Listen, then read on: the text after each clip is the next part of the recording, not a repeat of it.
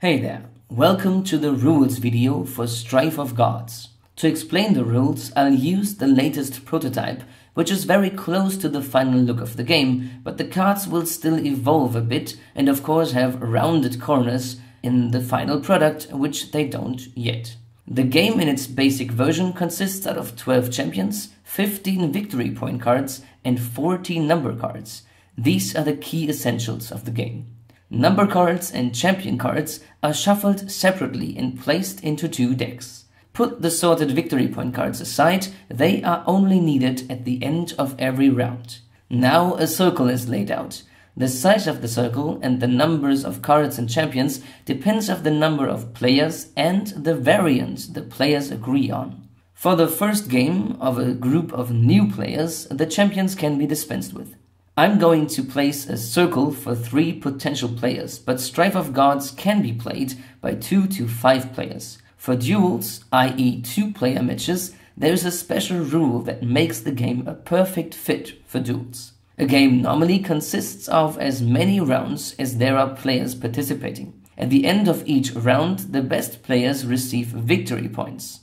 A round consists of 5 turns per player and the game ends after each player has started once. At the end of the last round, the player with the most victory points is the winner. If several players have the same number of points, they win together. But how is the game played? The players gradually take cards from the circle and place them face up in front of them. In doing so, they must first tier gaps. Champion cards have effects that are triggered immediately when they are taken. The winning color is determined by the cards remaining at the edges of the gaps, or as we call them, gap cards in the card circle.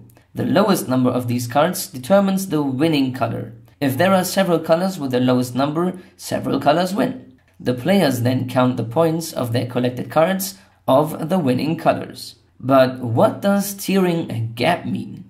At the beginning of a round, or through the skills of specific champions, players must tier gaps in the card circle, but only number cards, no champions, may be taken when tiering gaps. If a card is taken from the circle, a gap is created. The 2 cards at the edges of these gaps are called gap cards. As soon as the circle has enough gaps, all players may only take gap cards from now on. But even if not all the gaps have been torn, gap cards may already be taken. Sounds easy, doesn't it? So what's the catch? The game is highly tactical and requires advanced planning. What cards are your opponents going to take? Which champion can be used to disrupt your opponent in their build? And which color do you estimate is going to be the winning color? By the way, the game can be varied greatly. You want more champions in each round? Okay. You want less turns per player? Alright. You want to hide the cards every player has already picked up? Well, you can. Make it your own game.